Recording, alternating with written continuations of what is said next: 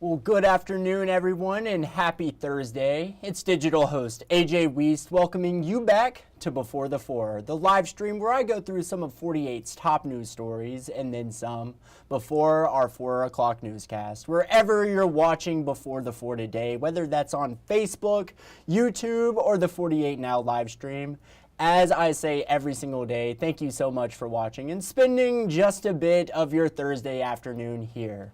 Now, we begin this afternoon in Huntsville, where earlier today we learned about 5 men accused of killing 2 people and injuring others in a 2023 birthday party shooting. They have now been indicted. The shooting happened on January 7th, 2023, at a strip mall near Maston Drive on Highway 72. 20-year-olds Caitlin Jenkins and Quantasia Grant were killed in the shooting. Nearly 10 others were also injured. Investigators determined that multiple people fired shots while at a 21st birthday party that was held at the center. Within a week, 5 people were arrested in connection to the shooting. Ashton Elliott, DeMarcus Thompson, and 3 juveniles who were 16 years old at the time. Over 2 years later, Thompson and Elliott were each indicted on 2 murder charges and 2 assaults. Court documents also revealed the names of the then juveniles who were originally facing gun-related charges. The 3 other suspects are identified as 19-year-old Trenton Bolden, 18-year-old Jaquan Lewis, and 20-year-old Tamarian Rice. They have also been indicted on 2 murder charges and 2 assaults. And 48's Faith Delp will have more on these indictments coming up in our evening newscasts. But now let's turn over to the weather. Turning over to 48 First Alert Chief Meteorologist Brad Travis, who has a look at your latest forecast. How's it looking, Brad? Well, good afternoon, everyone. Rain chances increase for the weekend, but the good news is your Friday looks great for all your plans, about 10 degrees warmer than what we've had today. Currently, it's 52 in Huntsville, and we've got low 50s everywhere. It's going to be a chilly night. Down in Tuscaloosa, they're even dealing with below normal temperatures at 59. The really colder air mass is locked up to the north, and that's not coming in anytime soon. Even though we have shower chances over the weekend, our temperatures will drop back into the 50s. Noticing the clouds coming in here from the southwest, we'll see increasing clouds overnight. Should see a beautiful sunset, by the way, through those clouds. Our winds tomorrow may gust a little bit over 15 miles an hour by 2 o'clock in the afternoon, but that's a warm south-southwest wind. As we get into the weekend by 2 o'clock Saturday, it's cloudy. We may reach the low 60s, but if we get any rain through those clouds, it's going to cool off. Better rain chances Saturday night into Sunday morning. As we get on into Sunday morning, here's early Sunday morning. We start off in the 40s, and it's just going to be a cool day out there, kind of rain cooled. But overall, the heaviest rain probably ends up to our south, but not the best of days out there. But we get an extra hour of daylight. Not that we're going to see the sunshine on Sunday, though. By 3 in the afternoon, still some rain south of us, but don't be surprised with some drizzle into the evening. Here's your updated 10-day forecast. 58 Saturday after a high of 66 tomorrow. Then 52 Sunday. Monday, Tuesday, Wednesday, a big warm up on the way. Could see a round of showers and a rumble of thunder late Wednesday evening and Wednesday night. And then as we get into Thursday, mid-70s. Spring break for some area students the next few weeks. Next week looks great. The following week, maybe cooler. Well, thank you, Brad. And now some North Alabama farmers say they are concerned about the impacts recent tariffs on Mexico and Canada could have on their business. One North Alabama farmer says he hopes the trade dispute between the U.S., Canada, and Mexico is resolved soon. 48 Sarah Grace Kennedy spoke with Larry Llewellyn, the owner of Llewellyn Farms in Moulton. He says he's concerned that the tariffs will do more harm than good to his farm and many others. Take a listen. But I think we need to know. I think Washington needs to clarify to us what all will be covered. In the event that happens, the trailer load that we just got in a Pete Moss, a $20,000 load, that means the next load will be what? $25,000 if he's going to add a 25% tariff on it. So it's going to have a tremendous impact if it covers everything. And we did learn today that the tariffs will be delayed for a month on Canada and Mexico. But now a story in case you missed it. An Athens man is facing sexual abuse charges. 72-year-old Nikki Van Davis was originally charged with 1 count of sexual abuse of a child under 12 years old. But now he's facing 9 additional charges, 2 more counts of sexual abuse along with 6 counts of enticing a child for immoral purposes and 1 count of indecent exposure. That last check was a $1 million cash bond. Yesterday, 48's Noah Cowell spoke with neighbors of Van Davis. Take a listen. Ron Varnigatis says he's lived across the street from Nikki Van Davis for over 20 years, and never in any of that time would he have expected Davis, his neighbor, his best friend, to be capable of something like this. According to the Limestone County Sheriff's Office, 72-year-old Nikki Van Davis was arrested yesterday after an investigation revealed he may have sexually abused multiple children, some as young as 2 years old, across the past couple decades. Right now, he's facing charges in one of those cases. Ron Varnigatis is still in complete shock after hearing last night his best friend of over 20 years was accused of these crimes. Man, I about fell out of the chair. Couldn't believe it. Varnigatis wonders how his friend, or how any man, could do such a vile thing. He still doesn't believe it, but one detail from police makes him fear that it's true. It's ungodly. Never would have thought it. But him running confused me too. If you were guilty, you wouldn't run. Varnigatis says as far as he knows, Davis was never married and didn't have any children. The Limestone County Sheriff's Office didn't have any additional comment on the case today, but they did urge anyone who knows anything about the case to come forward. Reporting in Athens, Noah Cowell, 48 News, on your side. And now moving out to Lawrence County, where the second trial of a man accused of shooting and killing 2 in North Cortland is now underway. Kevin Deloney has been in the Lawrence County Jail for nearly 8 years. 48's Aria Pons with a recap on what went down yesterday in court from day 2. 8 years and 2 trials later, people are still looking for answers in the shooting deaths of Jimmy Boulding and James Madden. Investigators and the prosecution both say they believe that Kevin Deshaun Deloney is responsible for those murders. Investigators say he shot and killed the 2 while he was committing theft of property. Madden was found inside the house, laying down with gunshot wounds, while Boulding was found outside in the same condition.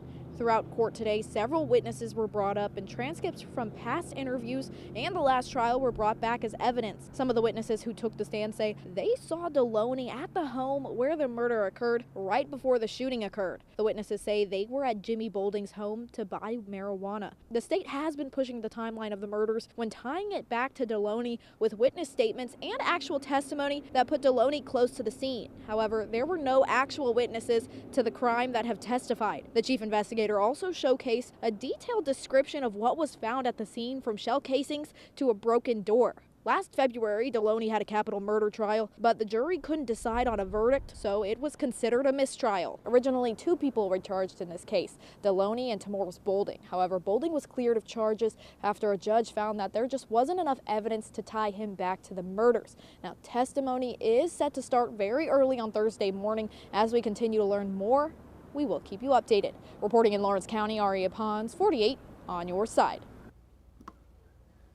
And of course, Aria is back in court today reporting on the trial. Stay tuned to our evening newscast for the latest details.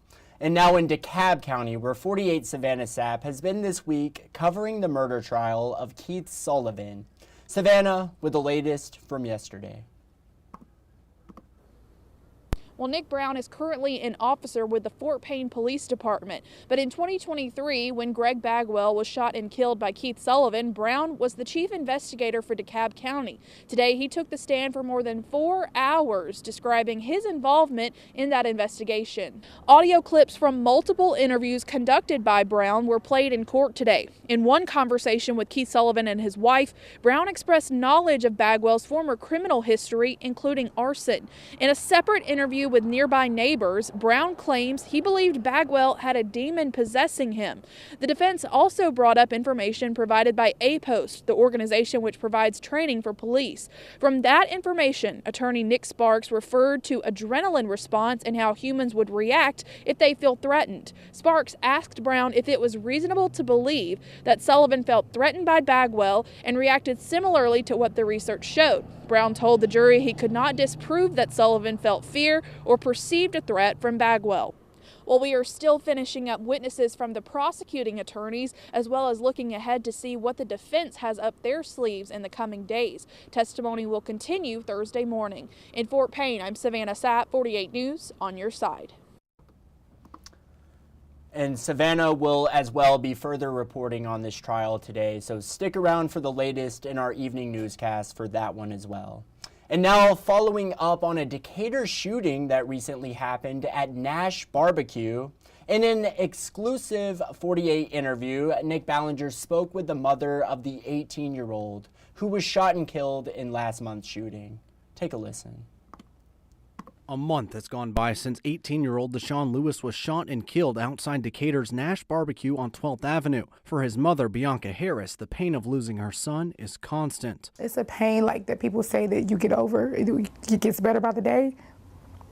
It doesn't get better by the day for me. In this exclusive surveillance footage, you can see the moments that led up to Lewis's death. His accused killer, just 17 years old. It's teen gun violence like this that Decatur's interim police chief Nadis Carlisle says has to stop. It's pretty sad, and that sort of thing affects a lot of people. Mainly the families, but both sides of the family. It just hurts. It's a pain that I don't wish on my worst enemy. Deshaun was my best friend. When I had surgery, he was there with me. Every day, he didn't leave my side for 2 months. When I look at his brothers and sisters, it hurts because, he's like a hero to them, Harris says her son was just days away from starting his first job. He even mowed lawns in his spare time to save up money. That was his first night ever going to the nightclub. She says her son and his underage accused killer should have never been allowed inside Nash's in the first place. I guess he felt comfortable because everybody else there was kind of young. I have been in there with minors. I have literally seen kids outside of the club fighting, and the security just there. Chief Carlisle says stopping teen violence takes more than just teens. It's got to be a multifaceted approach to it that involves law enforcement, schools, families, and the community. A very devastating situation there for sure. But now coming up after the break, it's Pothole Patrol with 48's Matthew King. He'll take us through the latest efforts of fixing the potholes we see and feel here in Madison County. A rap music icon making an appearance in the Rocket City today. And Local News Live's Deborah Alfarone talks the benefits of being involved in the arts. It's all ahead. We'll be back in 1 minute.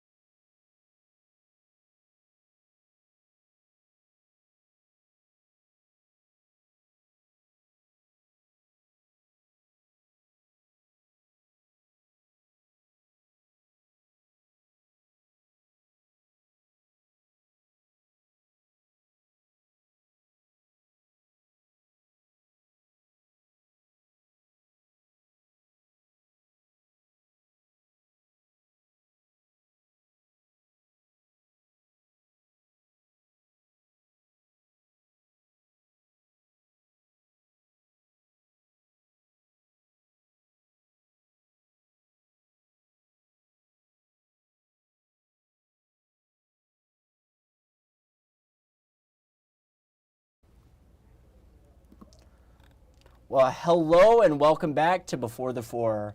Now, we're all aware of potholes. We feel them when driving on the road, and they are not my favorite thing. I don't know about you all. But 48's Matthew King recently checked in on the status of repairing the potholes here in Madison County.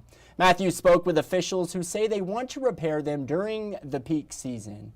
Take a listen. Potholes are popping up. It's something no one wants to deal with. A reoccurring problem every year. You go through, it's just It's just a fact of life.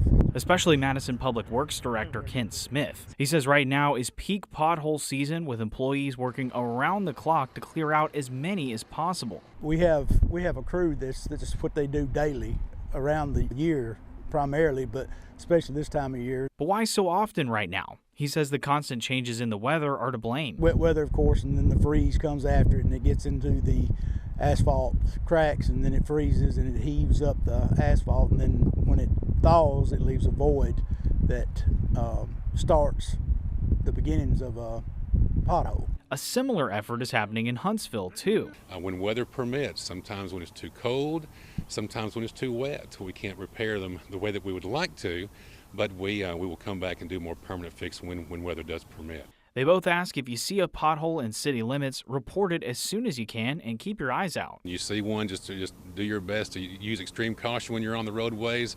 Look out for not just the traffic, but also for the road conditions as well. Put your phone down, pay attention, watch the guy in front of you. And staying in Huntsville, let me mute that real quick, where a rap icon Too Short made an appearance today at Huntsville's Spokes and Vogues. The Blow the Whistle rapper from Los Angeles says he's getting a car fixed up for a new photo shoot set for later this year. We got the chance to speak with the West Coast rapper today. Take a listen. For a promo run that I'm about to do in 2025 of just a nostalgic revisit of Too Short, kind of a lot of new music and just a lot of memories, and kind of I'm just gonna, I can't say it's like my farewell retirement, because I've said that like 5 times already, but it's another retirement. What do you think about Huntsville so far? I've been coming here for a while now, man. I've done shows here. I've been around. It's been over the decades. I keep coming back, and I'm hoping to get me some good food today, and just get the car, the presentation. Come on, man. This where the good folks is at. I know. I got friends that live out here.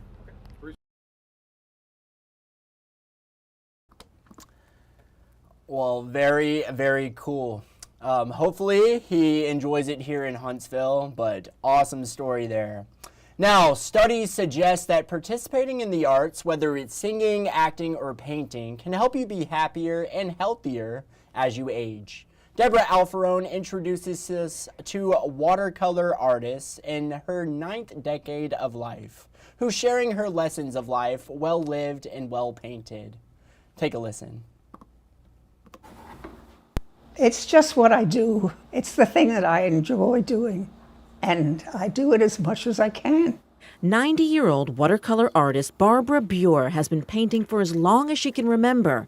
She's as meticulous as she is prolific in art and in life. Why is it important to get it just right? It just is. Today she's teaching me and crafting the contours of what creates a good life. If you would like to try a little painting. Just gonna let me try. The mission, recreate this flower in watercolor. It's flowers because, first of all, my father was a floral designer. A little backstory. Born in Staten Island, New York, she married her husband, Per, in 1956. The two had a son, Peter. Fast forward to about 5 years ago, and Per and Barbara moved into Tribute at 1 Loudon, a senior living community in Virginia.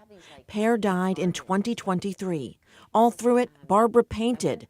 And trust me, this is not as easy as you might think. Some people think, oh, all you do is take a brush and you put some watercolor on and it works. Well, you have to be just as precise because you cannot change it.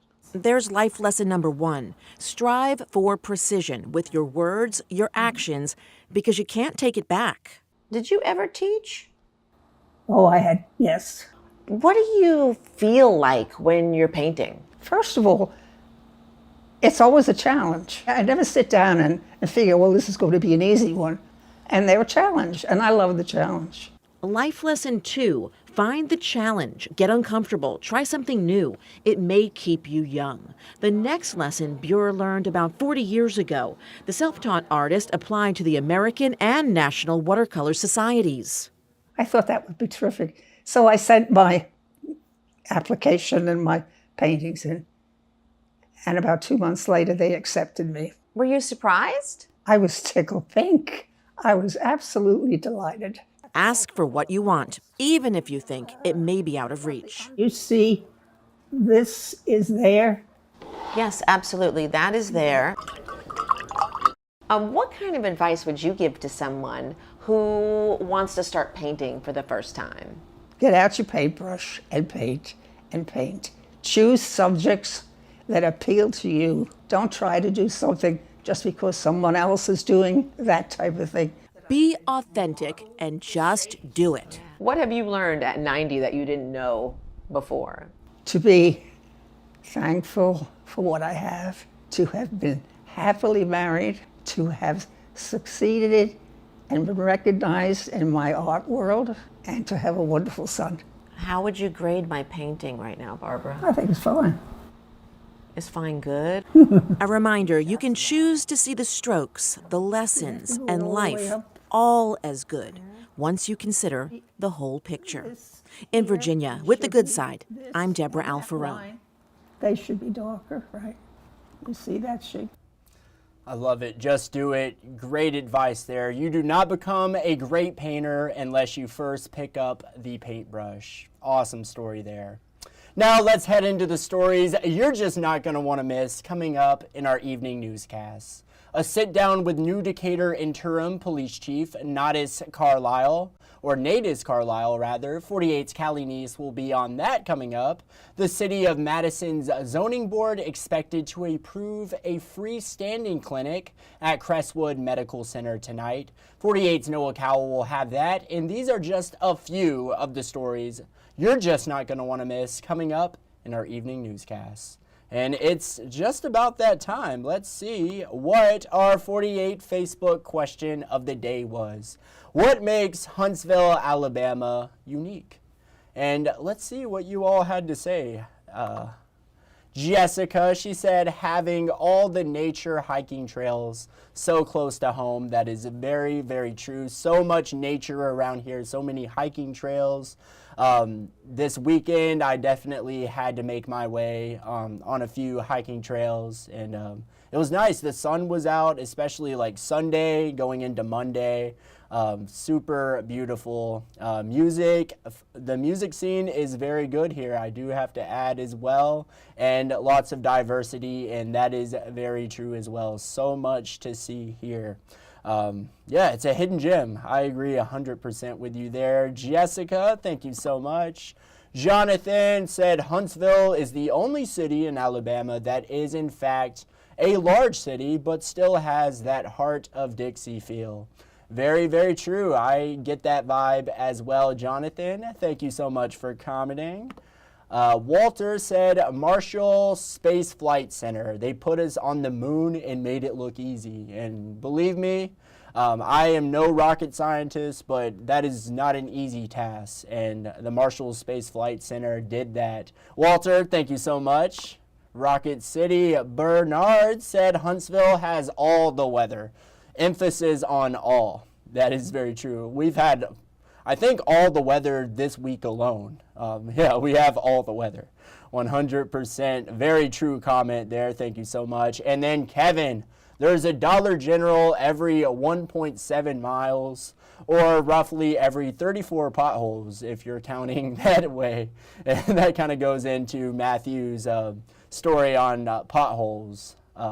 The pothole patrol story. But Kevin, very funny comment there. Love it. I love seeing what you all have to say, all you watching right now. It is so much fun. But that is just about all the time I have in today's Before the Four. Letting you out a little bit early today, but I hope you all have a great night tonight.